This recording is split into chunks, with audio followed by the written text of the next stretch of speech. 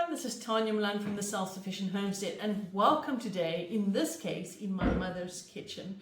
I drove down from Limpopo a few days ago and I've arrived here, and what I'm going to discuss with you today is something that will save you some money.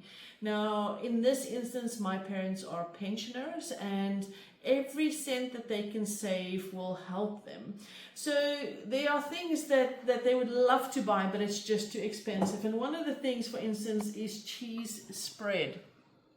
And I will make them some cheese spread now that will cost exponentially less. Also, another thing that they enjoy is barley coffee. And I will show you guys how to do this, because this bottle, for instance, costs about 280 Rand. But if you had to take the barley that you had to use to make this, it would cost you about 30 Rand. So it's a huge difference and a massive saving.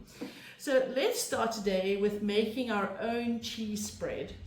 Now, I have some bottles in the oven and I have sterilized them. It's very important that your bottles are really clean, because you don't want mold on your cheese spread.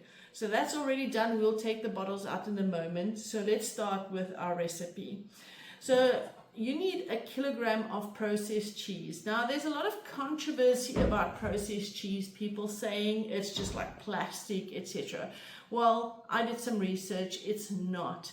It's basically just a cheaper version of cheese, and it has been made in a different method or a different way. So it is not plastic. It is just about as unhealthy as any other thing that you're going to eat in your kitchen that is processed. So we're going to use that 1 kilogram of this. We're going to use some UHT milk. I know in South Africa you get UHT milk, and in a lot of other places like the United States you don't. UHT just means it's ultra pasteurized, so it's really clean, if I can call it that way. So if you've got normal milk, you can just boil it for about 10 minutes or so, so you get the same result as this. Then we're going to use some butter. Now, you can use margarine as well, depending how you feel about margarine. Margarine is cheaper than butter, but I got some butter on special today, so I thought I would be using this. So this block is 1.3 kilograms. So I'm just going to cut a piece off it. So it's about 1 kilogram of the processed cheese.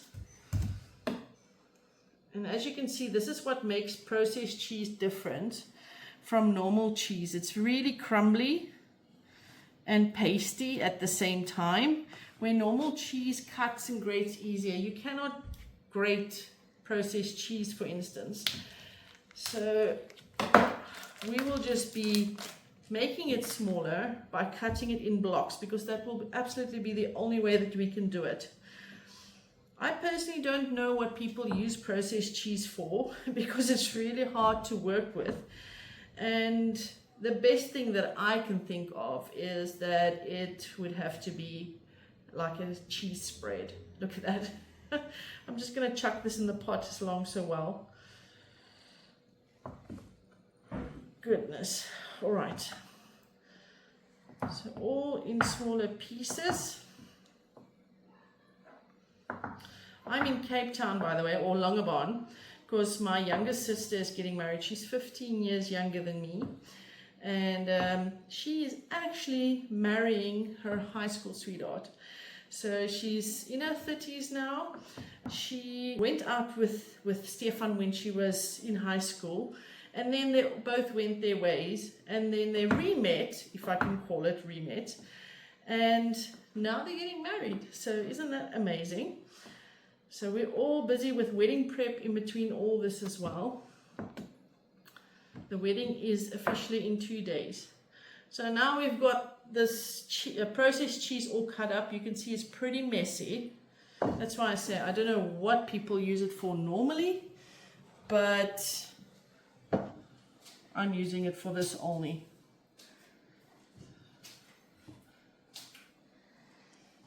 It's very sticky as well, and not pleasant to work with, because it gets stuck everywhere.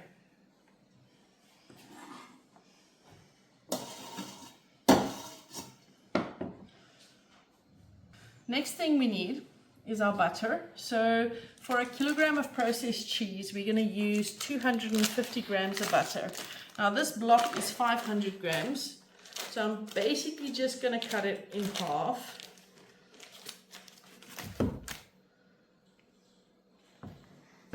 Put this aside, and I'll just cut this up in squares as well to just help the process along.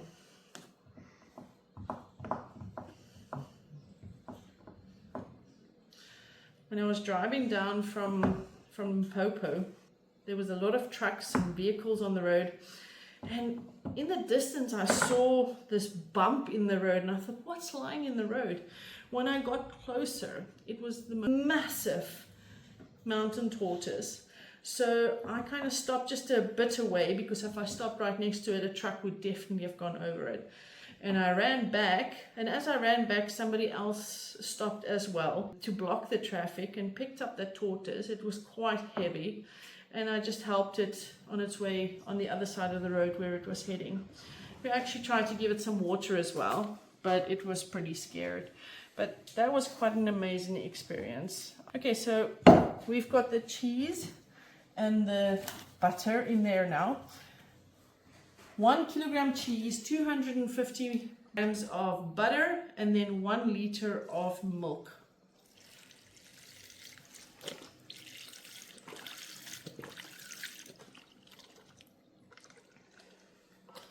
Okay, so this processed cheese is, let's see, it's a processed cheddar, so it's going to have a cheddary taste. So you can now put in some biltong or some peppers, some chilies maybe, whatever you would like to flavor it with. I'm just going to add some Bry salt to it, just to give it a little bit of a different flavor, and it will probably help with the color as well. This is quite a nice salt, so I'm just adding a little bit of that just for a bit of extra flavor. Now the next step would be to melt this all together on the oven, so let's head that way.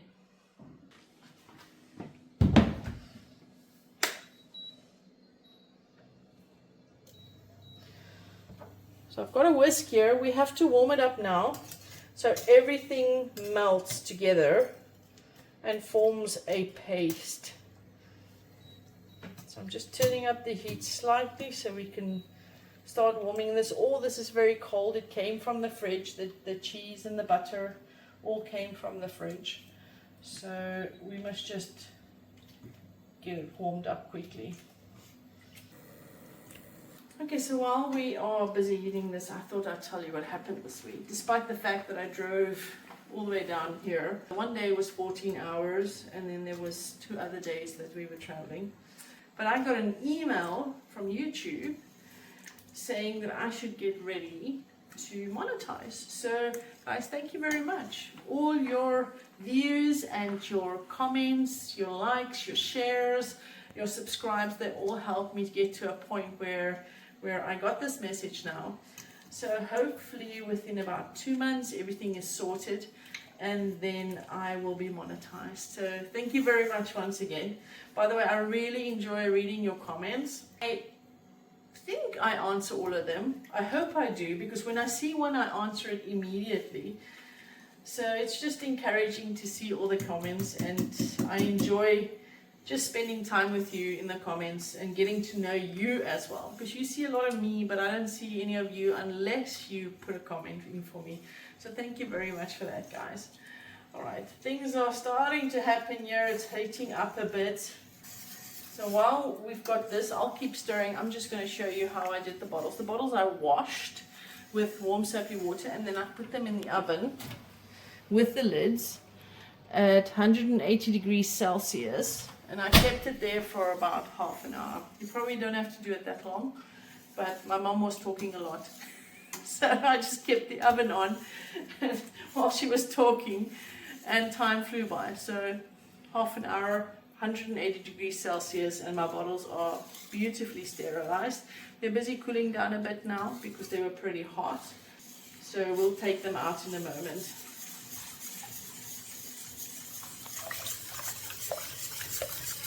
There's some chunks left still, not too much. We're getting there. You know, I was walking in the garden just now because I'm used to going to the garden many times a day at my place. And so I miss it when I'm here. So I went out to the garden here and I saw a beautiful red poppy. And that poppy, about 10 years ago, I bought a packet of seeds. And I just sprinkled in my mom's garden. And every time I come here, and it's the right time of year, I have seen that poppy in bloom. I don't know, I just like gifts like that that keep on giving. I mean, you plant it once, it's been seeding itself for 10 years, and every time I come here, if it's in season, the poppy is there. So, very nice. I think giving gifts that keep on giving is so nice. And when I think about those type of gifts, I think about seeds and plants, and I think of cultures like kefir, water kefir, kombucha, maybe some yogurt cultures for milk. Those are all gifts that never stop giving. Maybe a sourdough starter. So if you're looking for some good gift ideas for Christmas, that's maybe a good one, giving those type of gifts. So, okay, have a look here, Durant can show us in the pot. It's looking good already. It's very, very runny. Can you see that? But that's okay. Don't let this stress you out. It will be runny, but the moment that it cools down, it's going to set. So I just want to make sure everything is melted and mixed. There's still a bit in the whisk. I did buy some biltong, fine biltong to put in there, but it's really not that nice. I don't know. I don't know if it's game or what it was, but it's not tasty, so I'm not going to put that in. You can put that in to create variations, and I mean this is quite a bit, so you will be able to make one bottle that's biltong and one bottle that's maybe peppers or chili, or maybe a herb one if you like herbs with cheese. So the options are in this. Today I'm just leaving it as a Bryce salt cheese spread. Oh, and seeing that I'm at my mother's, I don't have an apron, so I'm kind of messing on myself as well. For those of you that saw my last video with the chicken saga, I had to cull all my oldest and most sentimental and loved chickens. But I've got some other chickens in other camps that are babies from last season. And, well, it looks like all of them have decided to go broody in one time. So the whole nest is just chickens. And I'm not there to put eggs under. But a friend of mine who I gave eggs to, another gift that keeps on giving. I gave her some Easter eggers and some copper maron eggs. And when she saw my video that my chickens, I had to cull them, she let me know, I've got some for you, come fetch them. So on my way back, I'm going to go past Renshaw and I'm going to go pick up some eggs, and hopefully those chickens are still broody. So holding thumbs? What do you call this? Crossing fingers? Crossing toes? So yes, hoping. Gerard, you can come closer. Look at the consistency now. It's a bit thicker, not too much, but it's slightly more, is gelatinous the right word? I don't think so because there's no gelatin in here, but anyway, but it's not as runny as it was just now. Everything does look like it's dissolved, so I'm going to put this off, and we're going to take our bottles out now.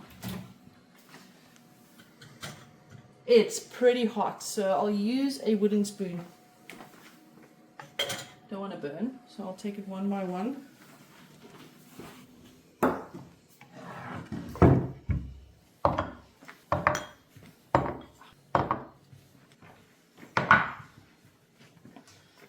I've also sterilized the lids, so I'm just going to leave them there. Look at that. Runny. But you can see it's like a sauce. I don't have everything I need here that I normally have at my house, like funnels and jugs and things. So we're going to try and do it this way and see Hopefully we don't make too big of a mess. It actually pours quite nicely.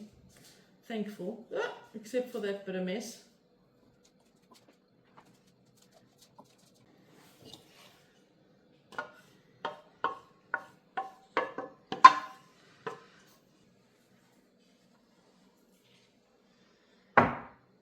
And I'm just going to put on my sterilized lids.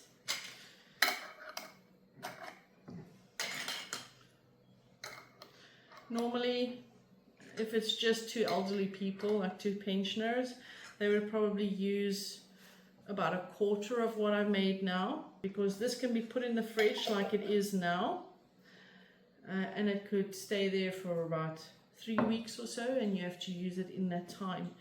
So I would think this is probably, the 300 grams is probably more than enough for two people in a home, elderly people. If it was kids, different story. If it was me, different story as well, because I love using cheese spread. I don't just use a thin bit, I use like a big wallop on my bread. So this is our cheese spread. I'm going to just let it cool down for a while, and then I'll put it into the fridge. So let me just move it onto a cloth so we can move on to the next part. So let's make this delicious barley drink. But before we start, I need to tell you about it. If you look at this, it's a nice dark rich color, and it looks a lot like coffee. Now inside here you've got normal barley and you've got malted barley. So what is the difference? Normal barley would be barley that's just roasted and ground up. But to malt something, we have to soak it. It has to germinate. Then we dry it and we roast it and we grind it up. So with the normal barley, without soaking it, you just got the dead grain, which is all good and fine. With the barley that you sprout, you get extra benefits. Once it's sprouted, it is in actual fact a live seed because the enzymes have been activated. And then we also then sprout it and it starts growing. And when you start seeing the green, you will dehydrate it again. I dehydrate it in my Excalibur dehydrator from Natural Wise and roast it and grind it up. But there's one thing that I also want you to take note of. For seeds to keep their enzymes, they're not allowed to be dehydrated or roasted above 54.4 degrees Celsius or 130 degrees Fahrenheit. But if you only roast your seed at that temperature, you will get a very light and murky drink, and it won't look so appetizing. So if you want the darker drink, it will mean that your enzymes will die because it's going above the temperature where enzymes can stay alive.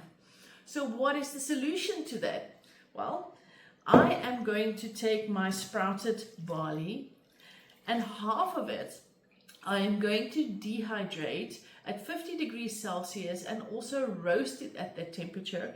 And the other half I will dehydrate and roast at a much higher temperature, so I do get the conversion of starches to sugar and the beautiful rich color. So in the next video, I will show you how I take this process further, because this still has to be in the water for another 10 hours or so before I can start sprouting it and the rest of the process. If you are excited to see the process of sprouting so long, I do have another video on my channel. Just go check it out.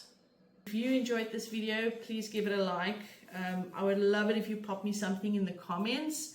And if you want to see more, just subscribe. Thank you guys. Have a nice day. Bye-bye.